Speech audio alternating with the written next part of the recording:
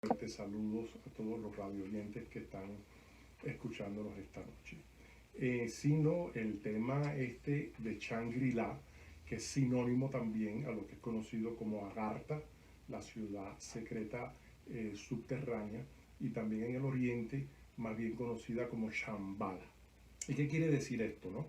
Míticamente, grandes eruditos y escritores de la época de 1930 escribieron un libro semificción donde uno de los grandes avatares provenía de ahí, también conocido como los grandes maestros de la Hermandad Blanca, de la jerarquía de lo cual está atrás de todas estas cosas del mundo espiritual para que el hombre pueda coger evolución.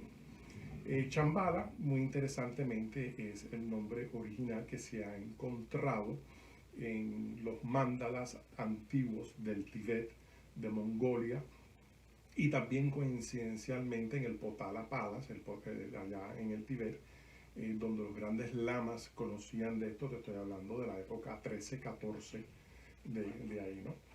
Supuestamente, según lo que se alega, las grandes leyendas estas, que ha capturado el interés de muchos grandes escritores y místicos y organizaciones tales como la Orden Teosófica, la Orden Rosacruz y más que nada ahora el Agni Yoga, porque fueron los que iniciaron este concepto cuando se lo llevaron a la sociedad. En varios libros que fueron escritos, uno de ellos por Nicolás Roerich, un gran explorador ruso, arqueólogo, abogado, pintor, y con una influencia muy grande, de lo cual pudo culminantemente, fue nominado para premio de Pulitzer. Fue contratado por Estados Unidos, por el presidente Roosevelt, para hacer una exploración en la parte transhimaláyica para ver si verdaderamente existía esta ciudad mítica o era basado en evidencia alguna que se pudiera llegar ahí.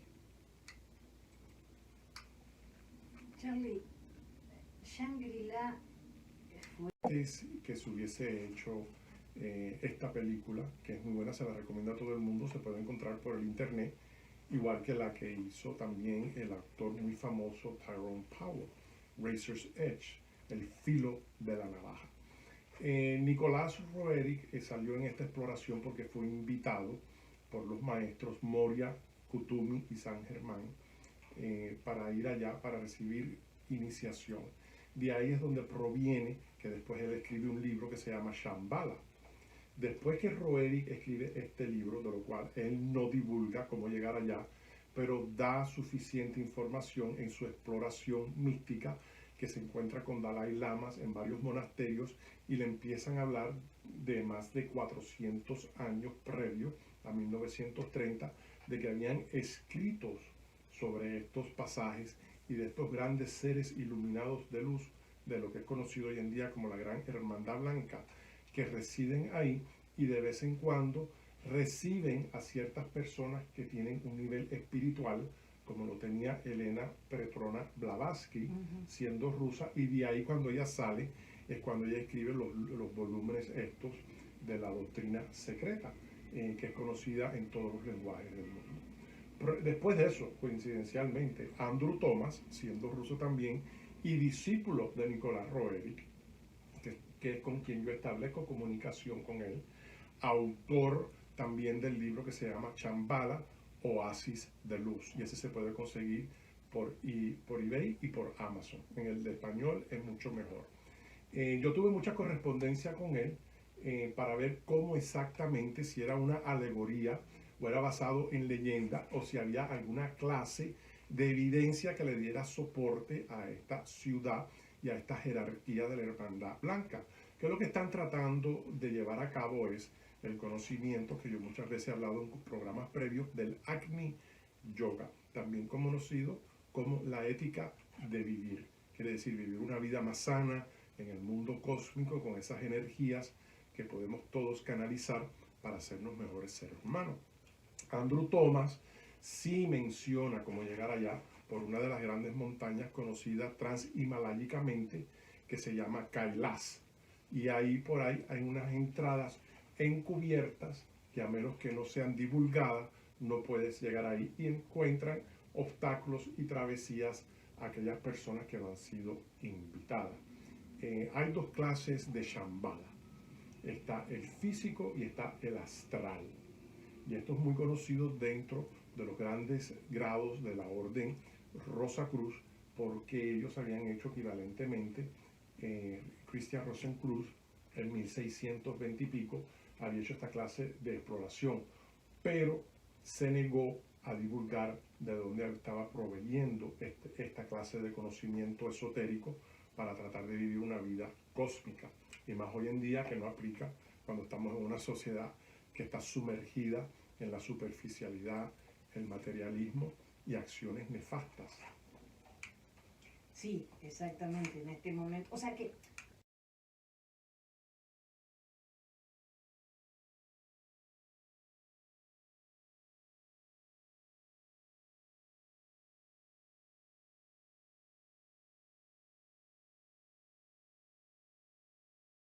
Es Shambhala, que es el nombre verdadero y es sinónimo a Shangri-La y a Gartha, ¿no?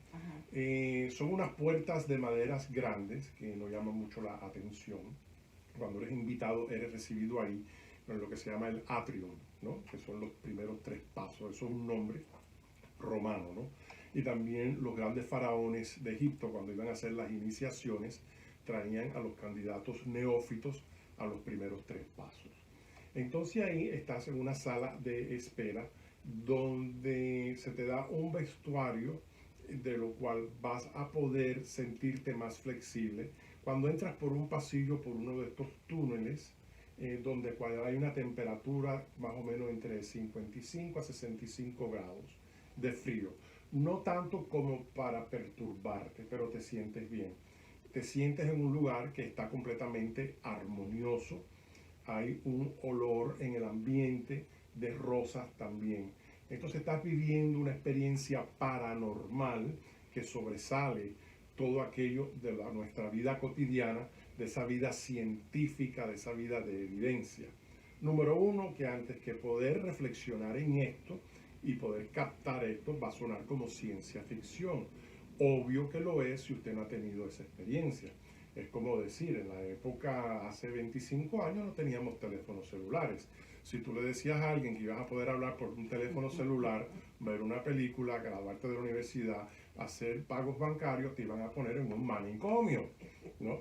Pero bueno, ahora coincidencialmente esa tecnología del teléfono artificial inteligente ha creado una moderación de pensamiento a muchas personas y más a la juventud, de lo cual están ahora más abiertos y más dispuestos a recibir cualquier clase de información que sea constructiva. Pero todavía no se está empezando a tocar la parte espiritual. Se ha descartado mucho. Entonces la tecnología es lo que está rigiendo ahora mucho el comportamiento humano, no necesariamente el espiritual, que es de los múltiples programas que hemos tenido tú y yo aquí. Bueno, en este lugar se encuentran unas librerías subterráneas, de los cuales hay libros que fueron salvados de la biblioteca de Alejandría mucho antes que fuera quemada. Están tomos y textos antiguos de los grandes faraones. Están los textos antiguos de los sumerianos en Babilonia. Están los textos antiguos de la época de Mesopotamia, y sí existen todas estas cosas que son muy sagradas dentro del mundo espiritual. Y les voy a decir a ustedes cosas que se encuentran allí. Todos los efectos personales de todos los grandes avatares, por decir, los grandes profetas, como Moisés, Jesús el Cristo, Mohammed, están ahí. Fíjate que las pirámides de Egipto están arqueológicamente como 1000 años antes de la manifestación de estos avatares y estos grandes profetas. Y ahí podemos ver los sarcófagos, podemos ver los jeroglíficos que pueden ser identificados en múltiples colores, diferentes animales que representan simbolismo. No quiere decir que sean polifacéticos en ese sentido. Entonces, no podemos ver ni una tumba de estos grandes avatares. Nunca nadie se ha preguntado cómo puede ser eso posible. Entonces, todas estas cosas son guardadas físicamente porque tienen un magnetismo que estos grandes individuos tenían, de un amor que permeaban. Déjame decirte que era increíble. Y todos eran personas que, por más que estemos en controversia de estas religiones, estos hombres sí existieron. Lo que pasa es que los escritos, desafortunadamente, después fueron alterados. Piense, después de mí el diluvio, evidentemente no puede tener idea de que hay un Shambhala. Claro. Esté en Nepal o esté en Kuala Lumpur o esté en la luna. No, la idea. La idea de un lugar en donde solo prime el te ayudo, sin esperar tu ayuda. Exacto. Creo que lo fundamental para vivir bien es un solo mandamiento, aunque me tilden de hereje. Ama al prójimo como a ti mismo. Ya, ahí está todo. Si amas a tu prójimo, obviamente amas a Dios. No puedes mentir, no puedes matar, no puedes robar, porque tu prójimo es tu reflejo. Entonces, si yo no me lastimo, no puedo lastimar al otro. Exacto. Quizá lo haga demasiado simple, pero eso es lo que yo entiendo como forma de vivir. ¿Por qué te voy a odiar si me estoy odiando a mí? Yo soy vos, vos soy yo. Sí. Y es tan simple. Dios no hizo el acercarse a Él complicado. Déjame decirte, para nada.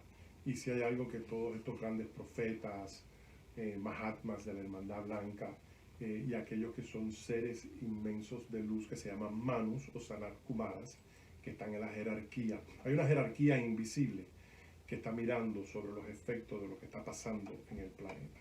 Ellos todavía no van a interferir. Entonces les están dando cierto conocimiento a ciertos individuos, que está todo por los medios sociales también, que están hablando sin estar identificándose, sin ninguna fraternidad, ninguna sociedad, ninguna clase de orden, ¿no? Esos tiempos ya se acabaron. Es ahora el canalizar para nuestra conciencia cósmica se eleve y estemos ahora pensando que verdaderamente Dios nos ha dotado, que nuestra alma es infinita. Y mientras más karma negativo y destructivo estemos haciendo en este planeta, vamos a seguir reencarnando 12 veces en cada signo zodiacal. Entonces, ¿por qué perder tanto tiempo en eso cuando podemos crear un sistema nuevo de evolución, de unas enseñanzas que cuando ustedes las leen, inmediatamente se van a sentir con un aumento de energías nuevas? Porque entonces inmediatamente es como sonar la campanita, ¿no?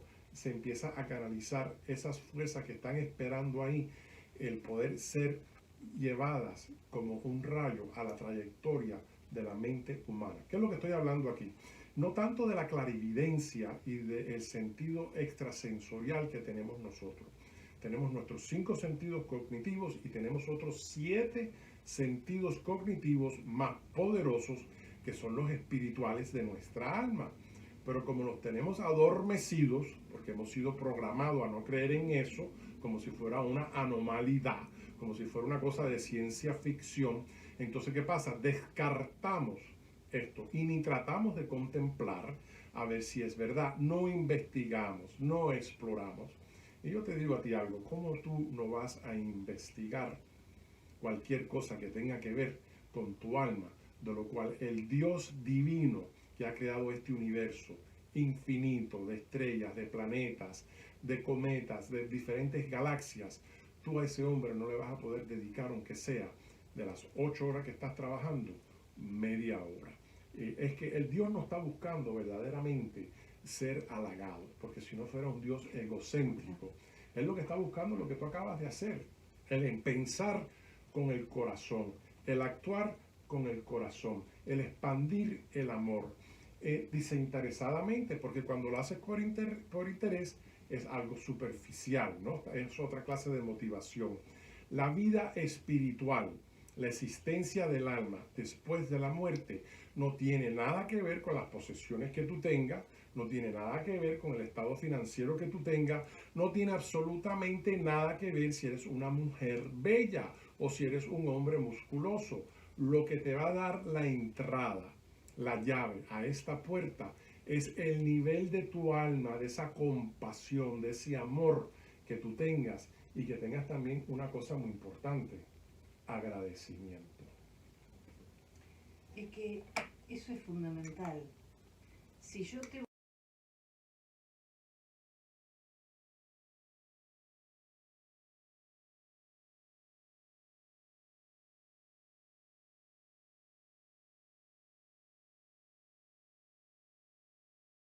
escuché en estos últimos tiempos hablar de Shambhala, cosa que antes no pasaba. No sé si por la tecnología o quizá porque por haber leído, ¿no? A lo mejor estoy diciendo una barbaridad. Shambhala es una especie de resguardo para cuando el mundo empiece con guerras, odios, destrucción. Quien esté en Shambhala va a rescatar a lo rescatable. Exacto. Eso es la idea que se me hace. ¿Y por qué en este momento está mencionándose tanto Shambhala? Quizá porque la humanidad está en una época de caos, de odio, de destrucción, de me importo yo y el resto no existe. O sea, el individualismo es lo que prima. Al nivel egocéntrico y narcisista, exacto. Entonces, bien. Mira, te voy a decir, y yo me estaba haciendo esa pregunta y es muy buena: ¿por qué ahora la jerarquía de la luz no está tan activa? Porque ahora, en estos momentos nebulosos que estamos pasando, toda esa fe que tú reclamabas que tú tenías se está poniendo a examinarse, a ver hasta qué magnitud tú verdaderamente crees en Dios. ¿Es una prueba? Es una prueba completamente para todo el mundo, no solamente para el ser humano, sino para culturas, como está pasando en Argentina, para también naciones, como está pasando en El Salvador. Fíjate que El Salvador, el presidente nuevo que tienen, se ha destacado por una certidumbre cristiana, de lo cual el hombre es extremadamente diplomático, muy pausivo, una persona muy calmada, pero lleva un mensaje tan y tan fuerte, porque este hombre tiene protección de los ángeles de la luz, de lo cual él los otros días estaba hablando, que ha dicho, esto no se trata de yo perder mi vida, se trata de recuperar nuestra nación y hacerla florecer. Entonces, ¿qué pasa? Vemos ahí un ejemplo de lo cual este hombre debe de ser copiado a nivel global, y no lo es. Entonces él tiene que estar rodeado por individuos, de lo cual cuando él da una orden, pues se cumple. O sea, no hay negociación, ni hay justificación, ni racionamiento. No, vamos a hacer esto a lo mejor otro día, no, yo no creo en esto. Hay que cumplir con esto. Hace falta una disciplina espiritual, igual que tenemos nuestra disciplina cuando vamos al gym a hacer ejercicio, cuando vamos al trabajo a las 8 horas, o cuando salimos al club, o cuando salimos al fútbol. O sea, es una cosa increíble ahora el juego de fútbol a nivel global. Tú ves a todo el mundo por la televisión gritando, ¡ah! La gente rompiendo televisores, gritando y bailando de arriba a abajo, como hacen los guajilis de África, de Etiopía, en la época prehistórica. Porque yo he visto la película de Zulu y yo digo, ¿pero qué es esto? ¿Qué anormalidad es esta? Bueno, si tú hicieras eso equivalentemente, cuando se está hablando de Dios, Dios, tú sabes, cuando se está hablando, vamos a amarnos unos a los otros, tú no ves a nadie gritando ni saltando para arriba y para abajo. Entonces, ¿qué pasa? Dios y los maestros y la jerarquía blanca está mirando esto. Y estos seres que radican sus almas, los seres estos iluminados de la hermandad blanca, muchas veces reencarnan en cuerpos y otras veces no reencarnan en cuerpos, sino que hacen una proyección espiritual estilo angélica, ¿no? Porque esas energías tienen que resguardarse en algún lugar. Y Shambhala, también sinónimo como ya he mencionado, Shangri-La y Agartha, estos son los lugares específicos donde ellos radican.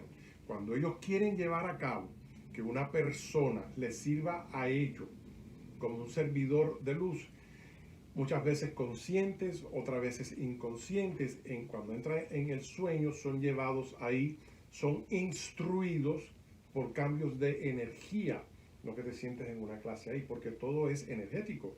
Recuérdame que estamos flotando en un mundo en el medio de la nada. Eso es una energía invisible creada por el Dios divino.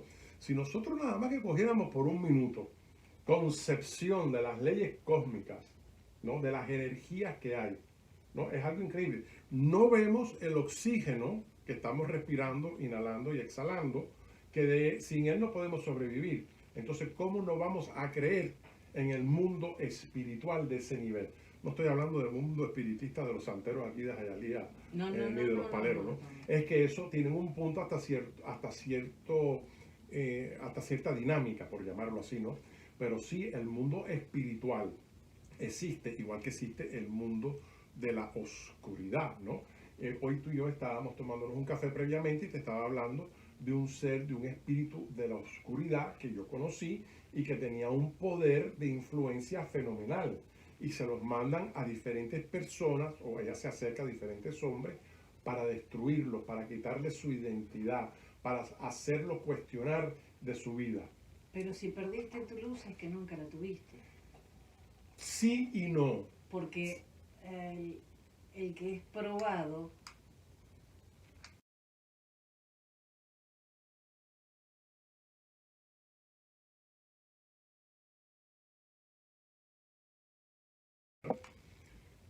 una primicia en esto, ¿no? Y tuve que como que entrar en una contemplación interna para ver si digo esto. Yo creo que en el futuro este programa tuyo van a decir, wow, esa gente estaban ahí, nosotros perdimos el tiempo en vez de estar afuera esperándolo, los paparazzi, ¿no? Aquí no hay ningún paparazzi, ni hay francotiradores, a ninguno de los dos bandos les importa. Pero este programa que está trayendo luz y conciencia y poniendo a muchas personas en el camino, no importa la denominación religiosa que usted tenga, o su creencia metafísica, o teológica, o teosófica, o filosófica, ¿no? Todo lo que termina con filosófica, ¿no? El punto es el siguiente. Este ciclo que nosotros estamos viviendo ahora, en este milenio, esto es lo que se dice dentro de los conocimientos esotéricos profundamente. Se está mirando si el ser humano continúa el camino que está llevando en estos momentos. Hay una gran posibilidad de que el planeta entero sea liquidado. Y de que eso viene. Para que haya un cambio, y no va a ser por medio de una intervención divina, no, la intervención tiene que ser humana. Entonces, ahora cogimos una pandemia que nos afectó global. A consecuencia, pónganse unas inyecciones tóxicas que no podemos decirle qué es lo que es, global. Con consecuencias, la comida que ha sido alterada, que he hablado de esto, que son cancerígenas, todos los componentes tóxicos que tienen de pesticidas, global. Estamos ahora en una economía sociomundial, de lo cual todo el mundo está sufriendo equivalentemente. Antes eso no era así. Oye, ¿cómo están las cosas en la China? Muy mal, el comunismo no sirve. Oye, ¿cómo están las cosas en Argentina? Estupendo, vamos a mudarnos para allá. El rey, supuestamente, del jefe del mundo aquí en Estados Unidos, que es el ejemplo del pilar de la moral, el principio, los valores y la ética, está por el piso tan y tan degradado que han pasado leyes para autenticar la degradación. Ahora, hoy se está discutiendo en la sala legislativa, en el Congreso y en el Senado, de quitar la bandera americana de las escuelas ya oficialmente y decir el himno a Dios, ¿no? Entonces, ¿qué pasa? ¿Quién puede estar atrás de eso? Lucifer. Entonces, Lucifer lo que tiene, que ya está encarnado aquí, ha bajado sus grandes, no ángeles, los arcángeles de Lucifer, de la jerarquía de la oscuridad, han caído. Y han cogido estas personas en el gobierno, donde les están dando una fuerza que no hay quien los pare, no hay departamento del FBI que se arresten unos entre ellos mismos de todas las criminalidades y felonías que están cometiendo. La Fiscalía del Estado de Estados Unidos en complot, la CIA también, Entonces, ¿qué es lo que pasa? Las fuerzas de la oscuridad cogen estas marionetas que no tienen sustancia espiritual, no tienen la luz, Jenny, que tú estabas hablando. Te voy a decir una cosa. Yo sí he visto gente con luz y que después se han entregado a la oscuridad, han hecho ese brinco. Sí se hace. Entonces, ¿qué es lo que pasa? Claro, pero voy a... yo iba a otra cosa. El que tiene luz verdadera, el que de verdad está en el camino, no puede ser apagado. No, no puede ser apagada. Pero ese hombre o esa mujer sufre porque no sabe en qué momento puede ser aliviado o aliviada bajo las circunstancias nebulosas que están pasando. Quizá no lo sea nunca, porque estamos en un momento de transición. Exacto, de prueba, completamente. Entonces, de repente tu vida para los demás puede ser un calvario. El quedarse en el planeta, en el mundo astral, para tratar de salvaguardar el horror de lo que está pasando y a dónde vamos. No que esté tratando de ser apocalíptico, y muchas veces menciono esto, pero es que hemos entrado en una oscuridad de tinieblas. Hemos llegado al abismo. Entonces hay muchos de nosotros de nuestra era, no necesariamente los de la era de estos adolescentes, de lo cual no tienen ninguna clase de interés. Son muy pocos, los he visto, que han habido almas que están buscando y no han podido encontrar el camino. Pero en el momento, en este nuevo ciclo, que tenemos que considerar y aprender ahora que las leyes del karma y las leyes de la reencarnación fueron quitadas cuando fue escrita la Biblia por segunda vez en Constantinopla, cuando se fueron a escribir todas estas cosas y otros tomos que fueron quitados, ¿no? Porque si Jesús el Cristo, el Hijo de Dios, o como que quisiéramos definirnos según nuestros estudios teológicos, hubiese querido que se escribiera algo, en ese momento se hubiese dicho, oye, aquí hay que escribir esto. También Moisés, oye, aquí hay que escribir esto, ¿no? En referencia con el Talmud y el Torah. O Abraham, ¿no? Que es el creador del fundamento de estas religiones, oye, aquí hay que escribir esto, ¿no? Y nada de eso fue hecho, si no estuviera ahí, como están las arquitecturas arqueológicas que son científicas y que se ha podido decodificar el conocimiento de lo cual estas personas están hablando el 98% de la naturaleza. Era transmisión oral. Exacto. Entonces, parte de antes de tú ser invitado a entrar a Shambhala, o Agartha, sinónimo también con Shangri-La, el primer meeting o la primera cita es en el mundo astral. Entra como un sueño. Entonces, el sueño es tan impactante porque estás en un estado de felicidad, en un estado armónico, de lo cual tu alma nunca ha experimentado eso a ese nivel. Es cuando tenemos una pesadilla que nos levantamos gritando, ¿no? O asustados o sudando. Dios mío, ¿qué es esto? Esta clase de sueño es igual. ¿Tú nunca has tenido un sueño que te has sentido que estás volando? Sí. Tú sabes que eso quiere decir que tienes un nivel espiritual. No me digas. ¿Sabías eso? Sí. No. Eso es un desdoblamiento. Cuando salimos del cuerpo físico, que entramos trascendentalmente en el mundo astral, hay un mundo paralelo astral. Fíjese que en los sueños, que le llaman sueños, porque esos sueños, el 90% son realidades en esas escalas. Lo que solo accedemos a ellos mediante el sueño. Mediante lo que se llama el sueño, por definirlo así, pero es el cuerpo astral que está en un mundo de una esfera paralela donde las energías de nuestras almas están ahí teniendo conciencia en ese momento. Fíjate que cuando tú estás en el sueño y estás viviendo cualquier clase de evento que esté pasando, tú no tienes autoconciencia que tú estás en el planeta Tierra. Pero cuando te regresas, que tu cuerpo entra de nuevo, ese desdoblamiento del espíritu y el alma, que son los intercambios de energía, sí te das cuenta del sueño y te acuerdas momentáneamente. Porque ese cordón... El cordón de plata. El cordón de plata es el que te une. ¿Qué pasa? Cuando empiezas a tener una vida espiritual más avanzada y empiezas a purificarte, no tomar licor, no estar fumando, tratar de entrar en una dieta de más salud, cortando un poco la carne. ¿Por qué la carne? Porque contiene sangre, y cualquier animal muerto con sangre, lo que le da el sabor es el sazón, no es la carne de por sí, ¿no? Por eso es que la vaca es sagrada en la India, ¿no? Y esto se menciona mucho en el Paramahansa, por Paramahansa Yogananda, en el Bhagavad Gita, ¿no? Una de las grandes interpretaciones.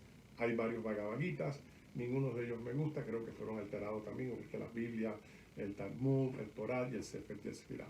Pero bueno, en esa proyección astral, en ese meeting, es cuando eres llevado por una persona espiritual, donde poco a poco eres integrado para que tú veas la majestuosidad. ¿Dije bien eso? Casi. Casi. Majestuosidad. Majestuosidad de este lugar, de lo cual no hay un concepto humano que pueda captar eso. Entonces, algo nuevo. ¿Y qué es lo que pasa?